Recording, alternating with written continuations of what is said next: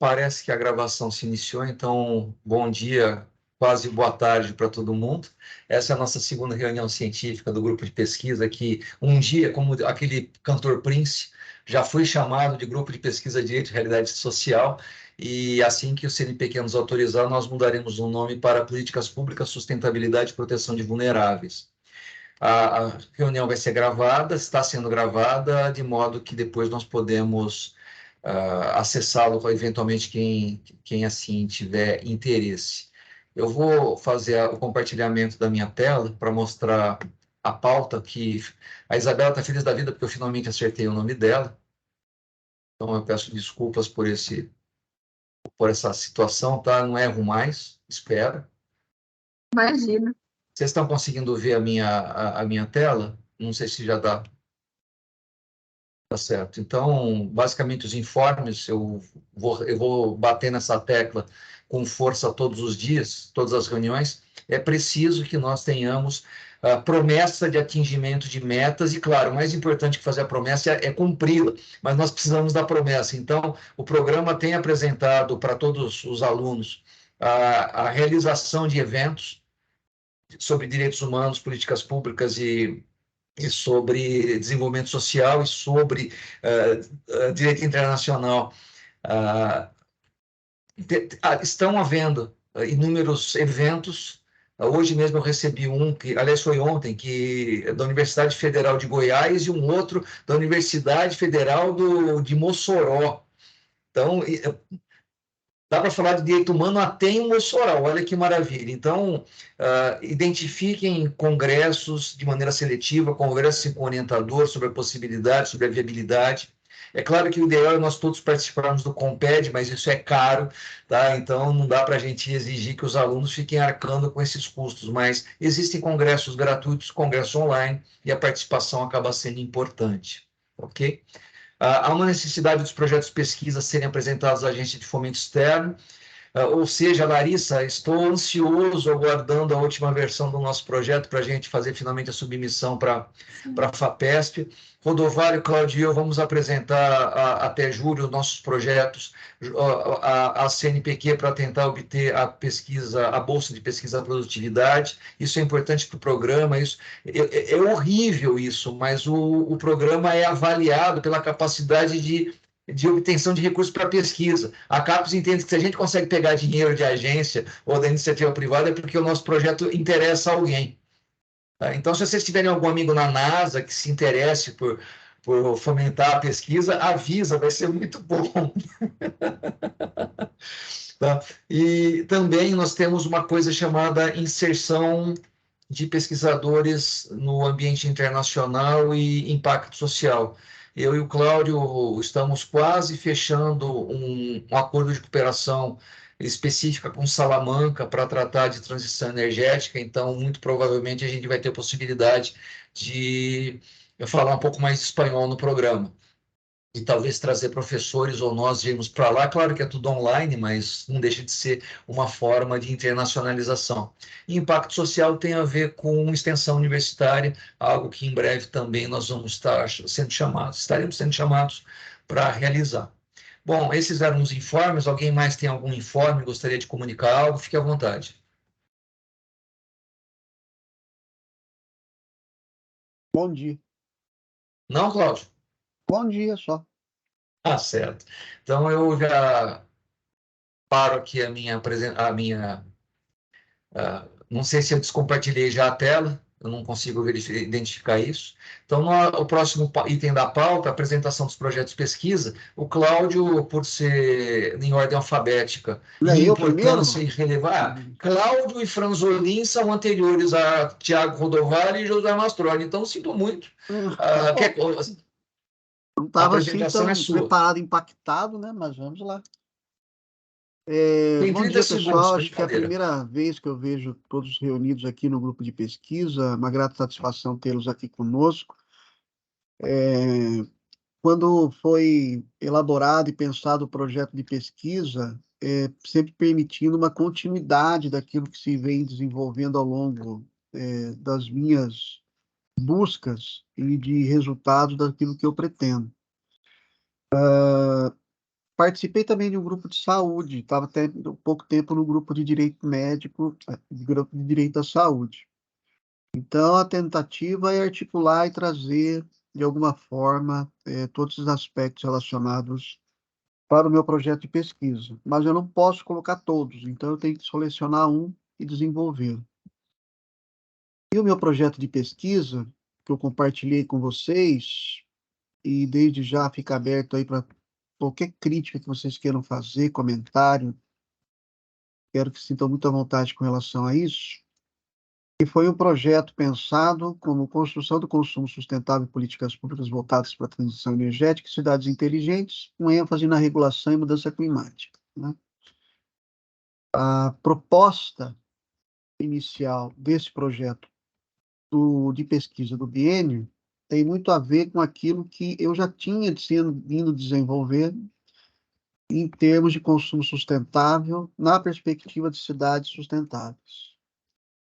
E como cidades inteligentes, como laboratório vivo, que foi o projeto RIDS, ao qual eu fiquei integrado juntamente com o Josué. O projeto ainda vive, resiste, está em fase de implementação, mas existem várias abordagens sobre a perspectiva dessa questão no âmbito daquilo que se quer dizer como sustentável numa cidade. Poderia ter enfoques vários. Como, em virtude do entrelaçamento desse projeto e permitir a adesão ao projeto CPT de transição energética, eu coloquei a questão da energia para que se possa dialogar sobre a perspectiva das políticas nacionais de relações de consumo, as questões de política nacional sobre mudanças climáticas, as políticas públicas relacionadas no âmbito do Estatuto da Cidade para cidades mais sustentáveis, um olhar para a Agenda 2030, né? Obviamente que esse é um projeto mais amplo e o enfoque do projeto, todas as questões da energia e como tem a questão da transição energética envolvida, a preocupação, acima de tudo, é com relação à descarbonização, democratização, digitalização dos aspectos relacionados à energia, como mecanismo de se busca e de se alcançar produtos e serviços com melhor eficiência, e aqui eu falo em todos os seus aspectos, e, acima de tudo, uma preocupação para que esses aspectos, dentro das relações de consumo, dentro das políticas públicas relacionadas ao consumo, dos contratos privados, dos contratos no âmbito das relações econômicas que envolvem empresarialidade, passam necessariamente por questões de infraestrutura, de regulação, e, consequentemente, todos esses temas, eles integram a necessidade de se articular e pensar no consumo sustentável também sobre a questão da energia. Eu não sou muito, vamos dizer assim, otimista e nem pessimista, mas eu tenho algumas dúvidas quando se fala da questão energética e da questão da mudança climática, porque eu não vejo isso a médio prazo ser resolvido tão eficientemente, porque ainda a gente tem uma grande dependência de combustíveis fósseis, que eu acho que ainda vai se estender por muitos anos, e eu não vejo essa perspectiva tão fácil de ser desenvolvida. Inclusive, uma palestra do professor Celso Fiorillo, a respeito desse assunto, lá em Salamanca, ele falou exatamente sobre a questão do desenvolvimento da energia não sustentável, não preocupada com a questão relacionada aos impactos climáticos, né? Porque ainda a dependência dos combustíveis fósseis são extremamente relevantes. E se você der uma olhada e você lê o relatório do IPCC, né, fala sobre transição Cláudio, o energética. pessoal não sabe o que é isso. É primeiro comando da capital? O IPCC, mas lógico que o pessoal sabe, mas vamos lá. O IPCC é o relatório sobre o clima que são feitos a determinados períodos e que se estabelecem como metas a questão daquilo que se faz para combater as mudanças climáticas. É um esforço cooperativo, transnacional, buscando eficiência nos mecanismos e instrumentos de redução de emissões de gás carbônico, por exemplo, e qualquer prática voltadas para a redução dos impactos dos gases de efeito estufa. A preocupação do IPCC aborda em vários sentidos com relação à questão direcionada para os mais variados impactos relacionados aos desastres naturais, os eventos naturais extremos. As questões, eles falam muito dos combustíveis, das energias renováveis, mas eu não vejo eles tratando sobre os combustíveis fósseis. Então, eu vejo que isso é um grande desafio ainda para o próprio questão dos relatórios do IPCC. Obviamente que existem vários relatórios de IPCC, existem vários relatórios ao longo desse período, e eu me preocupei com o último, né? Justamente por conta que está inserido no projeto, voltado aí com a preocupação das questões interempresariais, as questões envolvendo o impacto disso para o consumo mais sustentável. Eu me preocupei aqui, trazer um panorama muito genérico do meu projeto e fico à disposição, porque eu já recebi bilhete azul. Aqui a gente tem mais duas pessoas para falar e agora a gente tem que chamar a Letícia e a Andressa para elas falarem sobre a pesquisa institucional do orientador dela. Tem que chamar quem mais? Quem mais que a Bruna também está aí? Quem mais? A Giovana. Então, podem, por favor, fiquem à vontade para deliberar, discutir, falar que está tudo errado. A Andressa fez vários apontamentos aí que ela não gostou, né? Estou olhando para a cara Você dela. quer matar ela de vergonha. Você quer. Eu já fui ficando vermelha aqui, ó. De fato, fui fazendo os apontamentos, mas olhando para o meu, para minha, para o que eu podia pegar do que ele estava falando para minha pesquisa. Ai, ai. E aí, o que você tem para contar para nós das relações da pesquisa do seu orientador com a sua? Não, eu fui anotando aqui em relação a, por exemplo, né, que ele fala do esforço cooperativo transnacional, esse olhar, né, de cooperação. É porque a minha pesquisa ela é de saúde mental, né? Ela volta para a saúde. Então, eu fui anotando aqui coisas que eu pudesse. Por exemplo, ele fala da Agenda 2030, então eu também anotei aqui para eu prestar atenção nesse movimento, né? Para eu não esquecer esse detalhe. Então, foi nesse sentido que eu fui anotando o que eu podia usar da Só fala do trazendo meu uma orientador. justificativa aqui, a Andressa, ela entrou no momento em que eu estava no grupo de direito da saúde, né? Então, como eu participo de um outro grupo de direito da saúde, então o projeto dela tem aderência com esse outro grupo de pesquisa do qual eu faço parte lá no Paraná. Só para as pessoas contextualizarem. Então, ela está falando de saúde mental, vai ver que levou um choque eletrocutado e ficou com transtornos mentais. Então, não é nada disso, tá? Só para deixar claro. A Letícia também tem a mesma situação, certo? Não, a Letícia tem um pouquinho diferente, que ela vai falar de cidades inteligentes. Ok.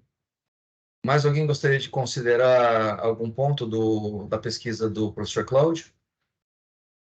Eu queria fazer uma pergunta, na verdade, da Ma- Bruna. Manda, Bruno. Oi, Bruna. Bom dia, professor. Tentando alinhar com a minha pesquisa, com a dos três professores do grupo, e até vai entrar um pouquinho na transição energética, acho, do professor Josué. Eu pretendo falar sobre alimentação e, sem dúvida nenhuma, a agricultura é uma dificuldade quando a gente pensa em transição energética, em cidade sustentável. E trazendo aqui um pouco para o município de Campinas, em conversas com FIA, que é uma organização do Ceasa. Vocês estão me ouvindo? Acho que travou para mim. Sim, perfeitamente. Tá. Eles enxergam uma dificuldade quando a gente fala, por exemplo, em cidades mais inteligentes, transição energética, eles enxergam uma dificuldade de planejamento alimentar dentro desse contexto, é uma coisa que normalmente é relegada, e em relação ao acesso à tecnologia. É difícil para os pequenos produtores agrícolas, por exemplo, terem acesso a tecnologias de ponta para produzir mais alimento em maior quantidade, com menos espaço de terra, por exemplo, com energia limpa, com menos utilização de água. Às vezes os professores enxergam isso nas pesquisas, se dá para seguir mais ou menos por esse caminho, assim, mais ou menos. Eu entendo que enxerga Eu entendo que perfeitamente. eu vi o Rodovalho primeiro, tá? Mas eu concordo, tá tudo certo. Eu acho que tem tudo a Então ver. tá. Não, tá bom, não fala. Não, Franzolin, desculpa. Não, Me você tá... perdoa. É que eu acho que eu peguei o Rodovalho de surpresa agora, porque eu não tinha conversado com ele, pensei agora, na minha pesquisa, na pesquisa do professor, ouvindo o professor Franzolin, então... Estava me ouvindo, né? Eu pensei que era comigo. Franzolin, e é contigo mesmo, me perdoa. Assim, o cachorro que toma mordida de cobra morre de medo de linguiça. Ano passado veio a Rogéria falar comigo sobre um assunto que me interessava. Eu falei assim, tudo bem, mas você combinou com o seu orientador antes? Tá, então me perdoa, Cláudia, a palavra é sua de novo, me perdoa. Com relação a esse tema, sim, existem pesquisas com relação a essa preocupação e existem trabalhos também com relação a isso. Inclusive a questão da alimentação em área urbana, a qualidade da alimentação, a rastreabilidade do alimento, a qualidade do alimento, a origem, a pesquisa, os mecanismos de eficiência, de logística com relação ao alimento, a forma de abordagem para que o transporte seja também mais ecoeficiente. Também está, inclusive, no âmbito da Política Nacional de Resíduos Sólidos, está no âmbito da Política Nacional, a política da cidade de Campinas, sobre isso, né? E isso tem muito conexão com aquilo que se espera em termos de transição de energia, né? Mas aí é que eu vejo, esse é um dos aspectos que eu vejo dificuldade, né? Porque, assim, a ideia de transição energética, da energia renovável, do consumo baseado em energia renovável, é sensacional. Mas eu não vejo ainda aquele pequeno caminhoneiro, né, que ele vai ter um carro híbrido de 300 mil para poder levar o alimento mais rústico possível para a comunidade, para o lugar onde ele vai comercializar. Tá certo. Eu acho que é um tema interessante para você debruçar. Conversando com o pessoal do SEASA, a gente tem algumas agtechs já aqui também no município de Campinas, são as tecnologias, né, os apps para pequenos agricultores, e eles enxergam, por exemplo, esse problema desse deslocamento que o professor acabou de falar, porque ele agrega custo. Então, Campinas hoje acho que tem o terceiro maior PIB do estado, no quarto do Brasil. É importante a nível estadual e a nível federal o município de Campinas, mas a nossa produção de renda, ela não foca muito na agricultura e na industrialização. Então, a nossa maior produção, por exemplo, é para cana-de-açúcar e milho, que acabam virando biocombustíveis depois. Então, a gente Eu vou te precisa dar uma deslocar, sugestão. mais... Tem um trabalho da Cleide Calgaro sobre agricultura urbana. É a tese de doutorado dela. Tá bom? Tá. E o Cláudio também convidou para o Congresso de Cidades Sustentáveis a pesquisadora da Embrapa, Ana Paula Packer, que vai tratar de agricultura urbana. Alimentação na cidade. Tá bom? Fantástico. Uma boa pessoa para você conversar. Tá. Gente, só por causa do horário, dando continuidade, agora pela ordem alfabética sou eu, ninguém mandou o Thiago CTH, né, e R, Rodovalho, né, então fica na ordem, dá lugar para a gente, né? Eu estou atrasado no final, Mastrode. O título da minha pesquisa é Políticas Públicas voltadas à Transição Energética e Cidades Inteligentes, Estudo sobre energia limpa, mudanças climáticas e planejamento urbano. A minha pesquisa institucional faz 10 anos, ela se volta às cidades.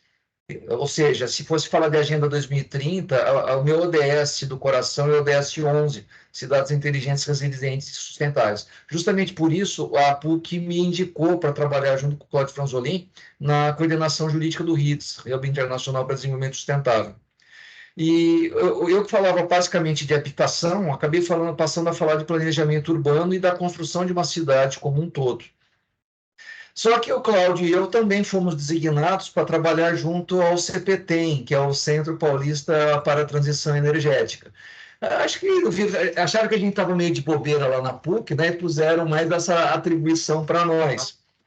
E aí nós tivemos que trabalhar com desenvolvimento sustentável, com planejamento urbano, com cidades inteligentes, mas voltado a um aspecto dessa nova pesquisa, desse convênio, vamos dizer assim, entre PUC e Unicamp, que é a transição energética, que é a pesquisa voltada à eficiência da matriz energética de um setor industrial, de uma cidade ou de uma área qualquer, e voltado aos 4D, né? O Cláudio falou 3, ele falou a democratização, a digitalização e a decarbonização, mas também é muito forte a ideia da descentralização voltada à produção energética com micro-redes, né? E até com usinas fotovoltaicas, etc. E isso acaba sendo uma área de direito administrativo, direito da infraestrutura, que eu, como professor de graduação de direito administrativo, muito me interessa. Mas também, como professor de pós-graduação em direito ao desenvolvimento, é algo que também interessa. Então, esse é o histórico, né? Poxa vida, por que aquele professor que falava de direito de moradia está falando de energia elétrica, né? E agora, no Congresso de Cidades Sustentáveis, uma professora de Salamanca virá palestrar sobre eficiência energética de prédios públicos. Então, é algo que também se relaciona com a administração pública, também se relaciona com o planejamento de cidades. A gente teve uma conversa com o coordenador-geral do CPTEM e ele nos mandou, né, seguir numa frente, conversando com secretarias de município, entre elas. Aliás, eu conversei já com o secretário de Assuntos Jurídicos do município de Campinas, mas ele falou que era para falar direto com o prefeito, né? E nós vamos tratar sobre a possibilidade de gestão de energia e eficiência e transição energética com a Prefeitura de Campinas, num projeto de inserção social, de impacto social. Mas, basicamente, qual é a ideia? A nossa ideia é promover pesquisa que trata de mudança climática, que trata de energia limpa e que trata de tudo isso no âmbito de cidades inteligentes. Como isso vai acontecer? Bom, nós fizemos uma pesquisa, ou organizamos a pesquisa de uma forma meio guarda-chuva, uma pesquisa ônibus, né, que permite o direcionamento de várias pesquisas dos alunos de iniciação científica que possam ser acomodados. Inclusive, é uma pesquisa que permite que até a minha pesquisa historicamente desenvolvida possa ser inserida nisso. Né? Não faz sentido um professor tratar sempre de direito à moradia e de uma hora para outra começar a falar de transição energética. É preciso que haja alguma coisa que permita dele. Não dá para a gente sair de uma área e cair de paraquedas em outra. Isso não é bem avaliado pela CAPES, porque parece que porque você está jogando fora, né, entre aspas, aquilo que você já estava fazendo. E por isso que acaba havendo uma necessidade de relacionamento tão forte na minha pesquisa entre o ODS da energia limpa, que é o ODS 7, com o ODS 11 e também com mudança climática, que é o ODS 13. Acaba havendo uma inter-relação entre esses 3 objetivos do desenvolvimento sustentável, que acaba permitindo a intersecção do direito à cidade, do direito urbanístico, do direito administrativo e também desse, sei lá se existe direito da energia, né? Mas é algo que nós estamos desenvolvendo. Gente, eu falei demais pelo meu horário, eu tenho que parar e dar a palavra a quem quiser dela fazer uso. A Duda está cheia de coisa para me perguntar, a Larissa também falou que ia acabar comigo hoje, mas vamos ver. Só porque eu falei, só a Larissa travou. Não, eu tô ouvindo, eu tô aqui ainda, acho que travou só a imagem, professor. Sério que vocês não têm nada para comentar? Não, ter a gente tem, assim, bom, vamos lá então. Bom, eu tô dentro também do trabalho do professor, né, dentro do tema, um pouquinho fora, né, que a minha parte é mais a parte empresarial, de políticas de ESG, mas a intenção é tentar fazer essa mescla de como o poder estatal e as instituições privadas podem contribuir uma com a outra, né? Eu e a Duda, a gente conversa também bastante, a gente troca bastante figurinha. Ela mais comigo, coitada, porque ela me ajuda mais do que eu ajudo ela. E também agora a gente participando do congresso, que vai ser em maio. Então, acho que a gente está até que caminhando bem, vai, professor? Não está tão ruim assim. Eu estou super satisfeito com o desenvolvimento da pesquisa de vocês, tá? Eu não tenho nada a reclamar, não, por enquanto. E vou continuar assim. Então, acho que é isso. Eu acho que todas as pesquisas estão bem alinhadas, assim. Eu acho que talvez lá pelo terceiro semestre a gente tenha mais coisa para falar, professor, assim, mais críticas, porque agora o tema também é bastante novo, pelo menos para mim, né? Por mais que desenvolvimento sustentável já estivesse bastante presente nos meus estudos, para mim o tema de inovação energética é muito, muito novo. Mas acho que é isso, Duda. É até uma pergunta que a gente faz para o analista, né? Você acredita em desenvolvimento sustentável, né? É um negócio complicado. Bom dia, gente, tudo bem? Na verdade, acho que eu concordo totalmente com o que ela falou, porque é um assunto novo para todo mundo, né? Eu tava com o Josué durante 2 ciclos de CE, e durante o TCC a gente sempre estudou questões relacionadas ao planejamento urbano, mas nunca nada relacionado à transição energética. A minha pesquisa, no caso, se foca, óbvio, nos ODS que o Josué falou, mas ele sabe que eu tenho um ODS do coração, que é o 17. Então, eu estudo parcerias público-privadas, lato sensu, voltadas para transição e eficiência energética, e em específico eu estudo pagamento por serviços ambientais, que é uma política ambiental que eu quero ver como é que ela se encaixa nesse cenário.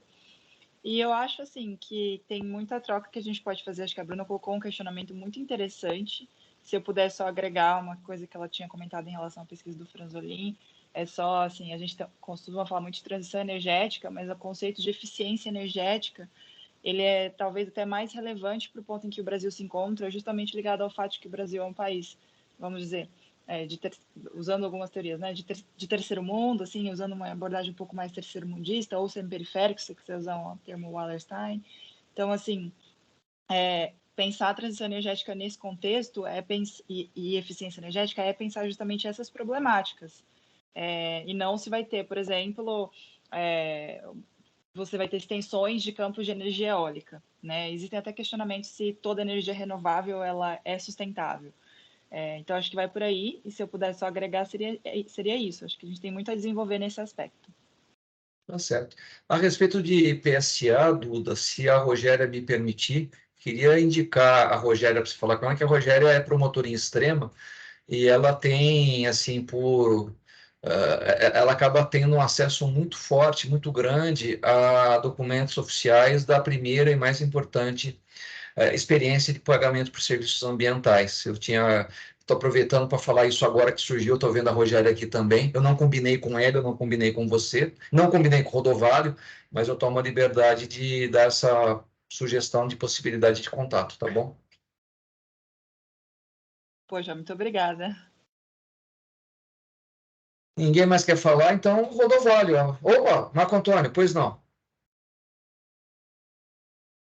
Está sem som.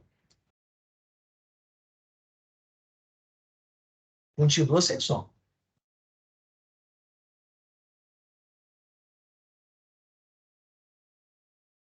Sai e entra de novo, a gente aguarda. Para quem não sabe, Marco Antônio é da primeira turma e ele é orientado por mim. Ele chegou com uma proposta que não é relacionada à transição energética, mas uma pesquisa mais voltada a direito administrativo. Ele que é procurador municipal. Meu Deus, o Teams, você falou mal do Bill Gates ultimamente.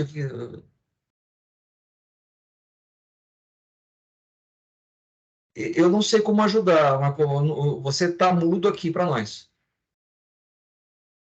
Talvez ele não tenha autorizado o microfone, Josué. Pode ter acontecido isso. Então, se ele estiver usando, por exemplo, na internet, ele tem que autorizar um pop-up de microfone. Mesmo se ele estiver usando no celular, ele precisa autorizar o uso do microfone. Marco, você tem algum botãozinho que você tem que apertar aí para o seu microfone começar a funcionar.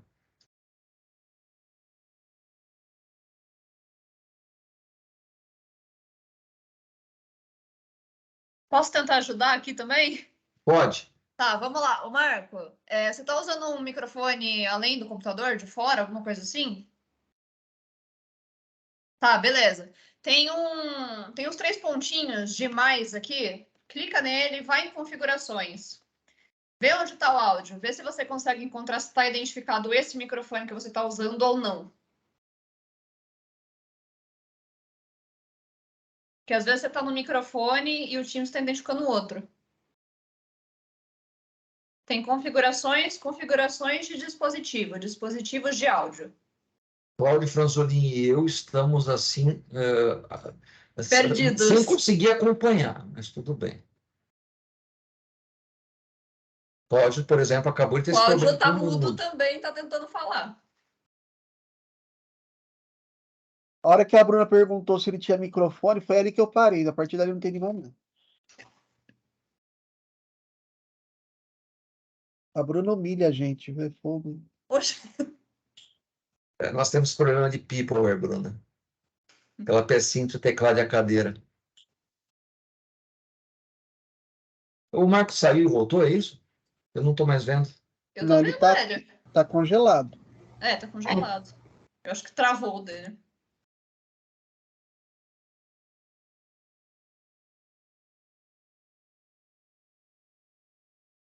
Eu coloquei o Marco como participante, talvez desse esse problema, não sei.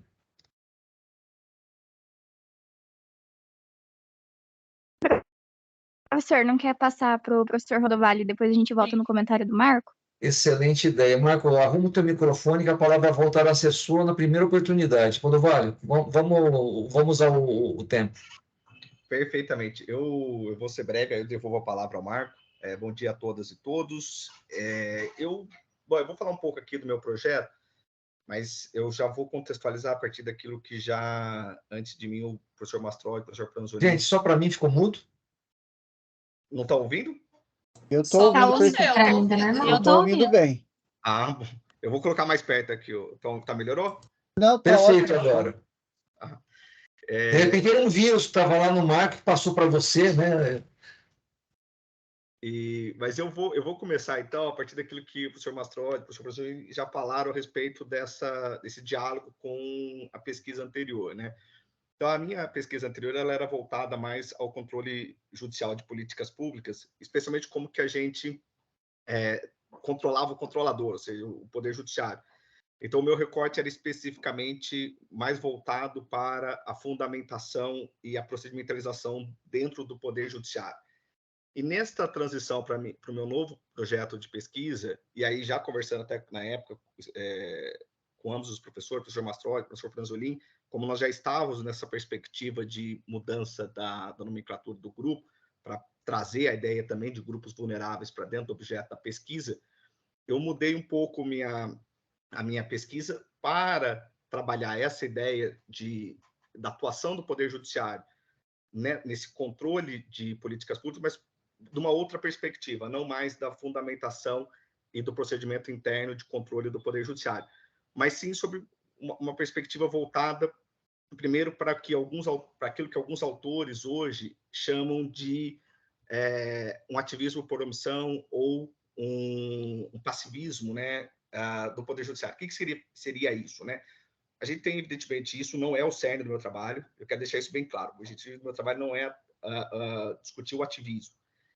Aí eu vou partir do ativismo simplesmente para constatar o outro lado da moeda, ou seja, o efeito rebote que você tem decorrente do ativismo. O ativismo é um tema que já vem bastante discutido, mas ele tem como um reverso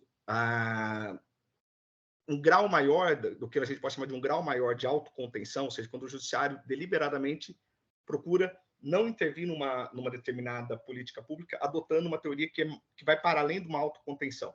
E muitas vezes violadora esse passivismo, uma violação de direitos fundamentais. Então, isso é um efeito rebote que nós temos passado um pouquinho agora. Então, a gente vê muito claramente o ministro Fux defendendo isso no Supremo Tribunal Federal, isso no STJ, naquele julgamento dos planos que envolveu os planos de saúde. Então, isso é algo que vem marcando esses últimos tempos. Então, eu quero trazer um pouco dessa tensão entre ativismo e passivismo, então, por isso que o foco não é discutir o ativismo, mas essa tensão e o efeito rebote, e talvez trazer uma alternativa que não vai eliminar, evidentemente, esse problema de ativismo e passivismo, mas que pode ser uma forma outra de interação entre o Poder Judiciário e esse controle de políticas públicas, que seria a ideia de compromisso significativo que vem sendo tratado em alguns casos na África do Sul, especialmente a partir do caso Grootboom. Esse caso Grootboom foi um caso que envolvia a remoção de uma comunidade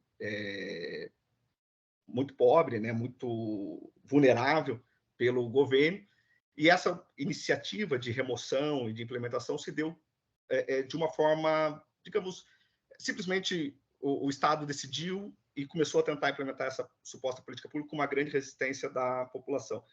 E naquele momento o judiciário atuou, então, no seguinte sentido, de criar um procedimento a ser observado de forma que os grupos vulneráveis também participem dessa construção da decisão e sejam ouvidos. Isso talvez possa ser uma forma de, não digo eliminar, mas de alguma forma mitigar ou suavizar essa tensão que há entre ativismo e passivismo constitucional. Então, essa é uma ideia por dentro do meu recorte que eu fiz no trabalho. E, claro, dentro dessa ideia dos grupos vulneráveis, que vai marcar o nosso grupo de pesquisa, inclusive na mudança de nomenclatura, eu fiz também um recorte de um grupo de vulnerável específico, provavelmente ter uma restrição maior dentro da minha pesquisa.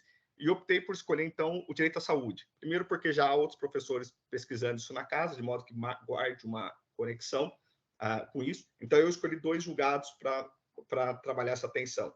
O julgado do Supremo, quando ele permitiu, e aí há uma pequena mudança jurisprudencial no Supremo, quando ele permite que estados e municípios adotem, durante a pandemia, políticas públicas de combate à pandemia diferentes do governo federal. Então, essa, obviamente, é tida como uma postura mais ativista, em cotejo com a decisão do STJ, no caso dos planos de saúde, em que o STJ claramente diz que não poderia intervir naquele rol da ANS, porque isso deveria ser discutido no parlamento, não no executivo, e não dentro do Poder Judiciário. Aí uma atitude, evidentemente, mais passivista. Então, esses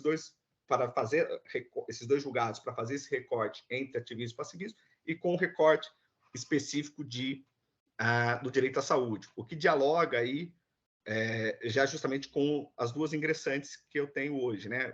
Quando o Sainz e a Rogéria Elementário estava o meu outro projeto de pesquisa, e para esse atual, a Isabela, por exemplo, está atuando justamente no direito à saúde na questão da pandemia, e a Bruna trabalhando a questão, vamos colocar saúde em sentido lato, quando coloca a saúde alimentar.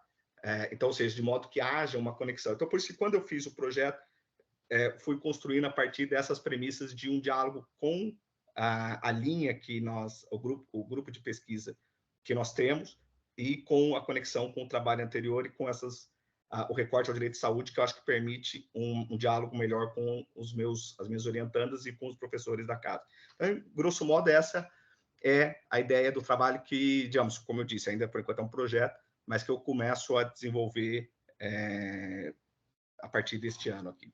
Eu acho que, em linhas gerais, seria isso. Professor Mastrodi, devolvo a palavra. Obrigado. Eu e o Cláudio envolvendo uma novidade da transição energética, e o Rodovalho também com uma novidade aí para acomodação das pesquisas de direcionamento. Todo mundo fazendo o que pode para dar certo.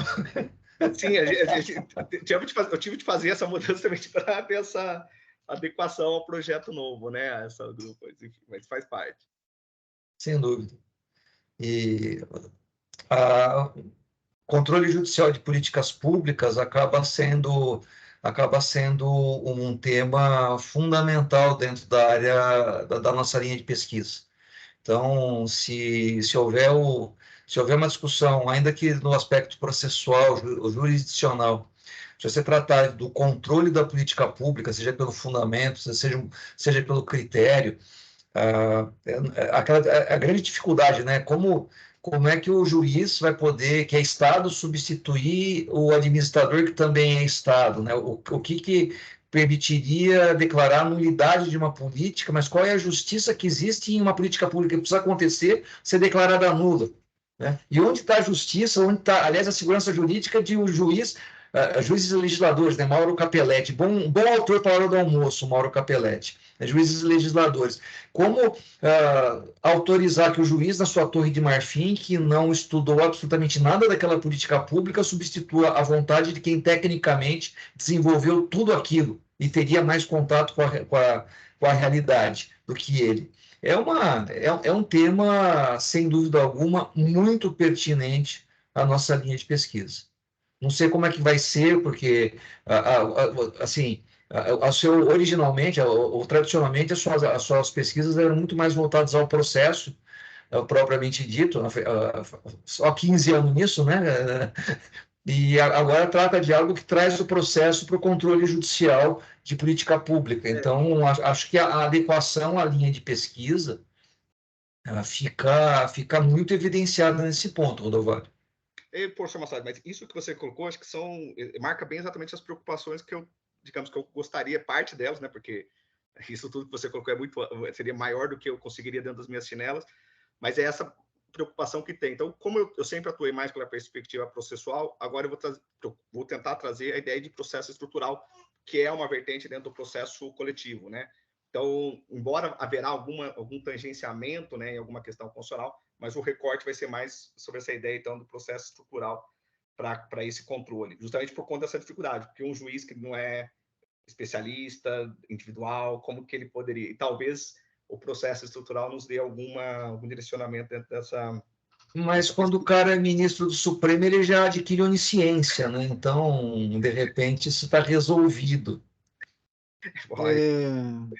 Eu acho que o comentário do Tiago e do Josué, acho que também eu percebo isso quando você tenta colocar soluções de conflitos no âmbito privado, por exemplo, conflito societário, e achar que o juiz é que vai conseguir resolver o problema, né? Quando, na verdade, a dinâmica da estrutura da vida empresarial, o juiz nunca foi empresário, nunca foi administrador, então eu acho E direito complicado. comercial não cai no concurso dele, mais um complicador. Não cai direito societário no concurso dele. Mas... Andressa, a palavra é sua. Obrigada.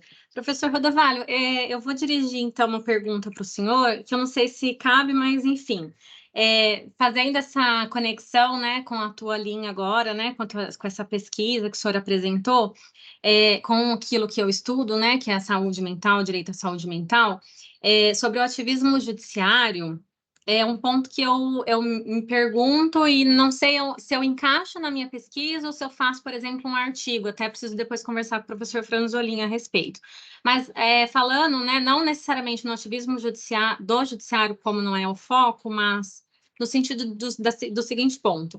Há uma política pública de desinstitucionalização psiquiátrica, ou seja, tirar, né, os pacientes psiquiátricos do ambiente apenas hospitalar e colocar um tratamento extra-hospitalar e multidisciplinar.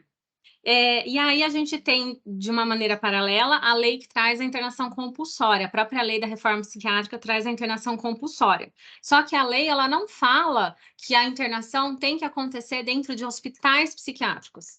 Ela fala de internação compulsória apenas. E aí a gente tem um judiciário que ele envia os pacientes para dentro do hospital de psiquiátrico de forma específica. Fiz um levantamento há pouco tempo, tem mais de 4.000 decisões do Tribunal do Estado de São Paulo, e eu queria depois fazer esse recorte, né? Quais mandam de fato para o hospital, se eles fazem esse de uma maneira específica, né? Porque geralmente vão para o hospital psiquiátrico, não vai para o hospital geral. E um ponto maior ainda, que me causa aí um olhar, né, de estudo, é que não só o mando para dentro do hospital psiquiátrico, como a saída do hospital psiquiátrico também fica vinculado à decisão judicial. Eles vinculam a saída não à alta hospitalar, mas à decisão do juiz. Então, de repente, eu não sei se encaixa um pouco nesse olhar da tua linha, se é pertinente esse meu raciocínio. Gostaria de ouvi-lo. Perfeitamente, Andressa. Bom, primeiro, claro, depois acho que tem de... Primeiro, assim, não precisa do senhor, porque senão você só nos deixa no sentido mais velho, né? Você tá de bonito tamanho. Depois, claro, acho que você tem de conversar com o seu orientador, né, para dar encaminhamento. Mas, assim, de minha parte, eu acho que faz sentido, né? Eu vou trabalhar um pouco a ideia de ativismo para trazer o problema que gera esse efeito rebote. Eu acho, né, eu tenho para mim, acho que o professor Mastrolli falou nessa questão, por exemplo, do juiz controlar, é que nós vamos ter, eu acho que isso não tem como a gente abolir, nem tem como apagar. Ou seja, haverá circunstâncias em que o judiciário tem de fato de intervir. Embora o poder público tenha mais dotação técnica, pode vir também estruturar grupos e fazer uma política mais adequada, nós temos circunstâncias em que vai obrigar o judiciário a ter de atuar, e isso, por vezes, a expressão ativismo ela é muito plurívoca, né? Você tem uma leitura muito grande do que se chama, então, esse é o primeiro ponto que já é dificultoso, né? Mas nós sempre teremos dificuldades dentro dessa função de controle. Eu lembro, por exemplo, de uma frase do ministro Gilmar Mendes durante a pandemia, que eu acho que traz muito isso, né? Quando justamente a questão das políticas públicas no governo anterior, ele disse, olha, um governo eleito, ainda que eleito, não tem legitimidade, não é exatamente assim, literalmente a frase, mas foi algo nesse sentido, né? Um governo, por mais que seja eleito, não tem legitimidade para adotar uma política pública genocida. Ou seja, o fato de você ter sido eleito não dá essa carta de alforria para qualquer política pública. Então, é preciso que haja, em algumas circunstâncias, um controle. Esse exemplo que você dá, eu acho que ele me traz essa problemática. Ou seja, a lei fala da internação e tem uns vácuos. Então, nós temos várias situações em que isso vai trazer. Quando a lei tem um vácuo, quando a lei ela tem um conceito indeterminado. Você foi minha aluna numa disciplina que a gente justamente tratou esse problema dos conceitos indeterminados, e isso obriga o judiciário a ter de interpretar essa lacuna da lei, às vezes, equivocidade de um conceito indeterminado, e isso muitas vezes ele vai ter de dar um quid, um plus, ou seja, como que isso ocorre. E aí, por isso que a gente tem que ter formas de controle. Por exemplo, questão de ter de ser no hospital hospitalar, de conversar, isso é um quid, isso é um plus, é algo mais, que muitas vezes ele tem de trazer para integrar a norma. Se isso é bom ou ruim, aí eu acho que a gente tem que trazer justamente esse campo dialógico de questionamento da decisão judicial, até porque também precisa ser aprimorado, né? Ou seja, também não quero dizer que o judiciário seja infalível. Acho que essa infabilidade humana, ela não vai existir em nenhuma atuação. Então, é justamente por isso que quanto mais controles a gente tiver dos controladores, a gente talvez consiga errar menos, consiga ter algo que seja um pouco mais adequado. Então, eu acho que a ideia desse recorte que você deu é um recorte interessante. Acho que essa decisão, quando faz esse quid, para muitos vai ser considerada algo que tem um quê de ativismo. Aí depois que vai depender sempre muito do recorte do que se considera ativismo, se é essa preenchimento de lacunas, se é o preenchimento de um conceito determinado, se é quando ele controla uma política pública de um governo eleito, enfim. Mas eu gostei do recorte e acho que ele dialoga, sim, eu diria. Tá bom? Eu acho que você até dá uma sugestão de tema para vocês, internação compulsória do juiz ativista. Eu acho que seria... Bruna, a palavra é sua. Foi brincadeira, tá? Tá gravando e queria dizer que foi piada, tá bom? Eu vou tentar ser breve aqui, porque eu tô fazendo umas ilações ao mesmo tempo para tentar estruturar meu trabalho numa linha que comporte aí a pesquisa dos 3 professores. Professor Rodovalho, pensando no fundo da sua pesquisa, não muito no lato sensu da saúde, mas usando o dizer e o não dizer do judiciário, o professor Josué adiantou, você também, em relação o problema que é o judiciário participar, quase recriar políticas públicas sem ter participado da criação delas, né? A gente tem votos que são atrocidades.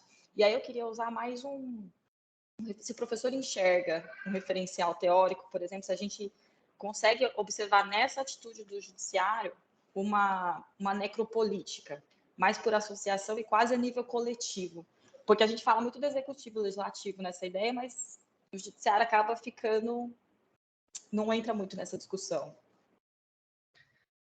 Perfeito, Bruna. Não, acho que é uma consideração muito importante e bem ampla, né? Eu não acho, assim, por exemplo, que dê para falar que o simples fato de controlar uma política pública seja uma necropolítica. Acho que nós poderemos ter algumas decisões nesse sentido que poderiam ser qualificadas. Por exemplo, a gente tem algumas decisões que são muito polêmicas, especialmente aqui, e aqui é algo, por exemplo, que, digamos, me toca pessoalmente meu escritório, onde eu estou aqui é no centro. Então, eu não estou relativamente longe da Cracolândia, que é talvez, assim, na cidade de São Paulo, dos maiores problemas humanitários que nós temos. E nós temos algumas decisões judiciais que, de fato, nessa dificuldade de políticas públicas adequadas, e aqui nós temos políticas públicas absolutamente desastrosas, e muitas vezes a atuação do judiciário também é desastrosa nisso. E isso justamente vai dialogar com o que a Andressa falou, dessas internações que muitas vezes são feitas de uma forma muito equivocada. Então, acho que nessa perspectiva, com esse recorte, acho que seria possível falar que algumas decisões vão sim podem entrar dentro de um conceito de necropolítica. De uma forma totalmente geral de controle, aí eu acho que não dá, porque aí seria muito amplo, né? Por exemplo, uma questão de controle da saúde necessariamente teria... Agora, o judiciário pode errar em todas elas, né? como pode também, por vezes, acertar. Então, assim, é por isso que e esse é um tema que eu ainda vou desenvolver, mas é a partir justamente dessa questão que você colocou, que eu estou querendo estudar e examinar um pouco essa ideia daquilo que na SUS se chama de compromisso significativo, que aqui alguns, como o ministro Fachin, estão falando em algo como constitucionalismo dialógico ou constitucionalismo cooperativo, ou seja, que é justamente o judiciário, porque não participou, não ser de fato, muitas vezes, o implementador, mas ser aquele que ajuda na procedimentalização dessa construção, para que a resposta seja talvez um pouco melhor. Então, essa que seria a ideia. Mas eu acho que assim, você tem razão, sim, que algumas decisões, em algumas perspectivas, o judiciário também terá uma atuação de necropolítica. E a gente vê isso muito aqui na Cracolândia. Não todos, por isso que assim, eu acho que a gente não pode generalizar, tanto que muitos juízes, e a partir de muitas ações da Defensoria Pública, controlam esses excessos da política pública do município. Por exemplo, várias vezes o município teve uma pretensão aqui de internação compulsória totalmente sem critério, você queria internar todo mundo, ou seja, chegar e o judiciário que controlou, você não pode fazer dessa forma. Então, você vai ter decisões, mas você tem algumas que, de fato, eu acho que você pode, por exemplo, aquela decisão, agora eu não vou me lembrar a cidade, mas que envolvia um problema de crack que determina a esterilização, que é uma decisão assim, absolutamente lamentável em todas as perspectivas, a esterilização compulsória de uma ex-usuária de crack pelo ato judicial. Aquela é uma decisão que justamente vai entrar nesse contexto que você falou. Ou seja, fez, e ali, tanto que isso virou, do ponto de vista de correcional, enfim, tanto, eu acho que ali a atuação foi muito pior, inclusive, do Poder Judiciário. O Ministério Público pediu, acho que já teve um erro ali, mas o Judiciário foi quem concedeu, né? Então, acho que o erro ali é muito maior de quem decidiu daquela forma. Bruna, você tinha levantado a mão e se arrependeu? O que foi?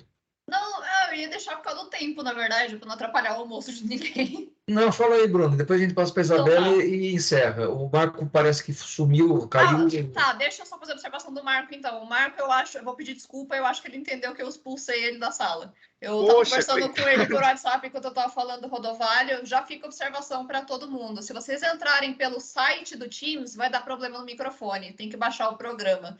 É o caso dele. Ele estava pelo site, eu falei para ele baixar, ele saiu. Eu acho que ele entendeu que ele estava expulso até semana que vem. Enfim.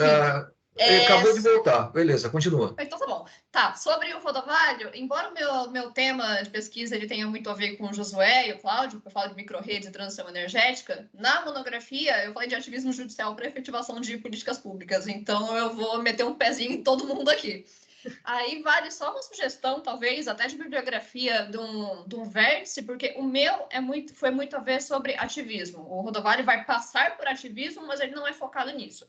Mas tem um autor chamado William Marshall, que ele fez um texto chamado 7 Pecados do Ativismo Judicial, que ele dá várias críticas de vários tipos, porque ele é super contra, e ele quer falar de várias vertentes de por que a gente não deve adotar. E ele, em questão de política pública, ele fala muito no sentido de, porque o judiciário ele está tentando fazer outros poderes fazerem as atribuições originárias deles. Já que vocês não fazem, a gente faz. E a crítica dele é justamente no sentido de, beleza, a gente deixa o judiciário fazer isso, mas o judiciário não tem competência, ele não sabe o que acontece, ele não consegue, em política pública, ver multiplicadores, ele não sabe o que está acontecendo, e no fim ele vai aumentar a inefetividade das políticas públicas. O Barroso também adora esse negócio. Então, se alguém quiser ir mais nessa aí, fica a minha sugestão só de bibliografia e abordagem. No Estado de São Paulo, o defensor do antiativismo é o professor Elival, foi procurador de Estado, e a última coisa que ele queria era o judiciário interferindo nas ações de Estado no orçamento do governador. Isabela? Deixa eu só fazer uma consideração. Claro. Primeiro, Bruno, muitíssimo obrigado. Já anotei aqui a dica desse artigo, que vou incorporar aqui à minha pesquisa. E, de fato, assim, eu acho que hoje a gente pode ter, talvez, e por isso que, assim, não é o cerne da minha pesquisa, eu vou só passar para trazer. Mas, assim, o ativismo hoje, de fato, virou a mãe de todos os pecados, o pai de todos os pecados, o senhor de todos os pecados. Ou seja, quando você não gosta de algo, você põe uma pecha de ativista naquela decisão. Por isso que eu digo que a própria discussão semântica ela é complexa, porque quando não se gosta de uma decisão, se taxa essa decisão, por vezes, de ativista. Então, é claro que eu concordo, há muitos problemas em torno disso. E aí, por isso que ele gera esse efeito rebote. A ideia é ver se talvez a gente tenha uma situação intermediária, né? Ali de nem um passivismo, mas nem também esse protagonismo tão grande do Poder Judiciário. Rapidinho, sim, mas é porque a minha pesquisa foi muito mais justamente por isso, porque você fala em ativismo, você fala, nossa, isso aqui é horrível, ou eu adoro ativismo, ou eu falo, não tem que existir nunca. Não. Isso para mim não faz sentido. Eu decidi justamente se o fenômeno era legítimo e se sim, quando. Eu acho que valeria entrar um pouquinho assim nessa história, só para você não ser tão radical. Não, eu concordo com você. Eu acho que assim, o problema dessa discussão é muito esse efeito passional, ou de uma adoração ou de um ódio. Eu me situo exatamente procuro, né, em uma temperança aí, né? Eu não acho que seja o maior dois aí. Eu não acho que seja o maior dos pecados e nem a maior das virtudes. Eu acho que é necessário. Então, a questão é que talvez haja um excesso e isso gere, mas eu não estou entre aqueles que não, isso tem que estar absolutamente proscrito. Aliás, basta ver mais uma vez as políticas públicas higienistas que nós tivemos na Cracolândia e o judiciário tem de atuar. Né? Então, agora, claro que também haverá exagero quando ele se acha, com a minha caneta eu sou o gestor e eu vou implementar. Mas perfeito, eu estou de acordo, Isabela, sua vez agora. Bom, boa tarde. Rapidamente aqui, só para também tentar estruturar o meu objeto da pesquisa e como eu vou conduzir diante também do projeto Professor Rodovalho. A minha pesquisa é sobre a judicialização das políticas públicas e o papel do STF na concretização das políticas públicas para a contenção da Covid-19. Então, eu vou estar analisando justamente essa atuação mais ativista do STF. E, nesse caso, particularmente o que eu vi até agora, né, que o STF teve um papel essencial para dar voz justamente aos grupos vulneráveis nesse momento. Então, a ação mais ativista, digamos assim, também garantiu os direitos fundamentais. E eu queria saber, professor, se de repente eu abordo também no meu projeto essa questão do passivismo e o constitucionalismo participativo como uma saída para essa situação. Não, eu acho que a gente pode depois, ao longo da pesquisa, talvez ver se isso entra no recorte, né? Eu gosto muito da sua pesquisa porque, de fato, ela dialoga diretamente com a minha, só que você estava mais focada numa das decisões e mais da perspectiva do ativismo, né? E aí eu volto a lembrar essa passagem do ministro Gilmar Mendes, né? Ou seja, que ele fala assim, que nessa proteção, fala assim, olha, um governo, mesmo eleito, não pode adotar uma política genocida, política pública, que era o que a gente teria naquela coisa, ou seja, libera todo mundo sem nenhuma política pública. Então, nós temos, muitas vezes, uma necessidade de atuação do Poder Judiciário, que é justamente o que você está examinando. Ali, eu acho até que o que o STF fez tinha de ser feito, né? Eu sei que há muita crítica, mas eu acho que ele adotou, e se nós teríamos um quadro muito mais grave se não fosse aquela decisão do Supremo Tribunal Federal.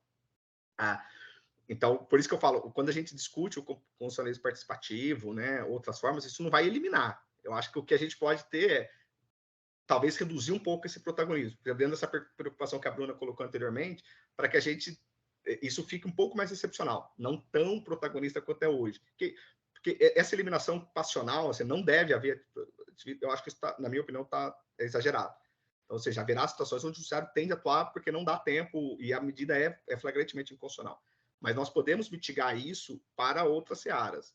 Então, aí talvez isso possa aparecer também no seu trabalho ao longo da pesquisa, né? Mas o seu recorte é um pouquinho mais específico, porque você pegou essa decisão com essa pesquisa. Mas eu acho que sim, a gente pode dialogar e vai ter um diálogo bom, acho que, com a minha própria pesquisa. A gente vai conseguir. Por isso que vai ser um prazer. Isso com todos, né? A Rogéria, a Bruna, enfim, com o Sanches, não sei se está aqui, enfim, com todas essas pesquisas das minhas orientandas e orientandos. Gente, por causa do adiantado da hora, se o Marco tiver com o microfone funcionando, eu devolvo a palavra a ele, porque foi promessa e dívida. Coitado.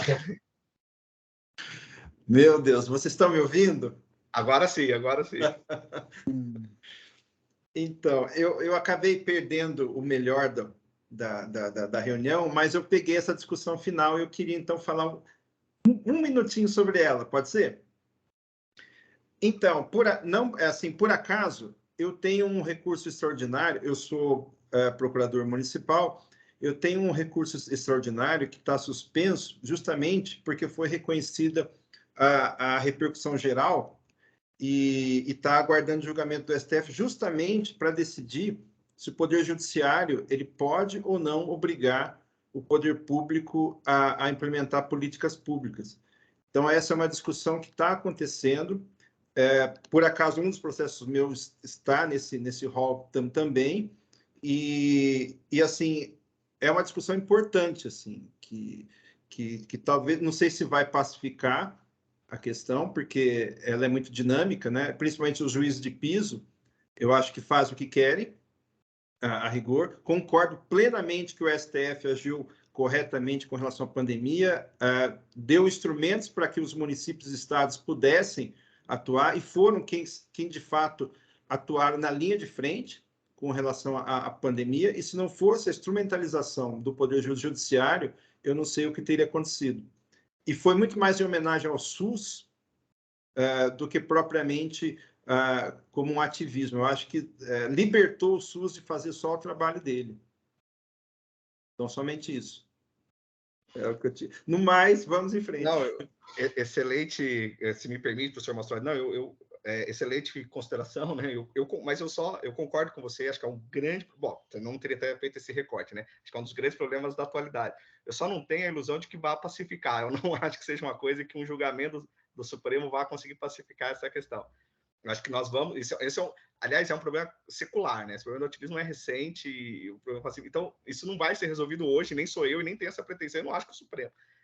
Acho que a gente tem formas, talvez, de melhorar um pouco o quadro, mitigar. Acho que isso já é um pequeno grão de areia que é importante, mas pacificar isso, uma questão tão dinâmica, como você muito bem colocou, não acredito. Acho que a gente vai melhorando um pouquinho a cada vez, e já tá bom pelo que a gente consegue fazer. Tá bom? Mas obrigado. Sabe que o importante é a gente ter instrumentos. Sem instrumentos, a gente acaba falando tão somente retóricas e doutrinas, e cada um tem a sua. Mas se a gente tiver instrumentos concretos, eu acho que a discussão fica um pouco mais objetiva. É o que eu imagino. É só um complemento, e nada contra, não vou contrariar ninguém aqui, não, mas assim, a grande vantagem da academia é que nós procuramos compreender a verdade de maneira objetiva. E o judiciário tem o dever de dar a resposta para casos concretos, seja a resposta boa ou ruim, tem que decidir. Então, às vezes, a gente pode dizer que a decisão foi estúpida, que a decisão foi horrível. Para a gente não falar que ela foi burra ou estúpida, a gente fala que ela foi ativista, né? Que aí a gente não magoa ninguém, mas é uma discussão interessante. Mas, olha, pelo adiantado da hora, eu desejo a todos um excelente almoço. Uma última, prometo que é a minha última intervenção. Eu posso fazer só, porque eu preciso fazer uma adendo disso que você falou, porque eu concordo muito, né? Eu sempre costumo dizer que é sempre mais fácil a gente ser pedra do que vidraça, né? Então é mais fácil a gente, às vezes, elocubrar aqui academicamente, mas quando você tem a caneta e decidir a vida de alguém, é sempre muito mais complexo, né? Aquilo tá... E aí, por isso que eu também tenho, às vezes, a gente tem de compreender que, às vezes, a decisão, às vezes, não é o perfeito, mas é o drama de você ter um caso concreto para qual você precisa responder. Aí, justamente, a gente tem o nosso papel de tentar construir, a partir dessas dificuldades, como disse o Marco, talvez algum instrumento um pouquinho melhor. Mas o judiciário está preocupado com aquela situação que está patente na sua mão e que muitas vezes pode gerar um dano absolutamente irreparável, né? Mas é só esse adendo e não abro mais a boca. Sem dúvida, concordo com tudo. Gente, eu vou encerrar a gravação. Já passamos do horário, né? É legal, né? Quando eu não senti o horário passar, mas meu estômago sentiu. Então, eu desejo a todos um ótimo almoço. Muito obrigado pela presença de todos e todas. E daqui a 15 dias, eu acho, a gente volta com a próxima reunião, conforme estipulado já nos nossos cronogramas. Gente, fiquem em paz. Muito obrigado e um ótimo restinho de semana para todos. Obrigado por poder participar. Tchau, pessoal. Boa tarde. Tchau. Boa tarde.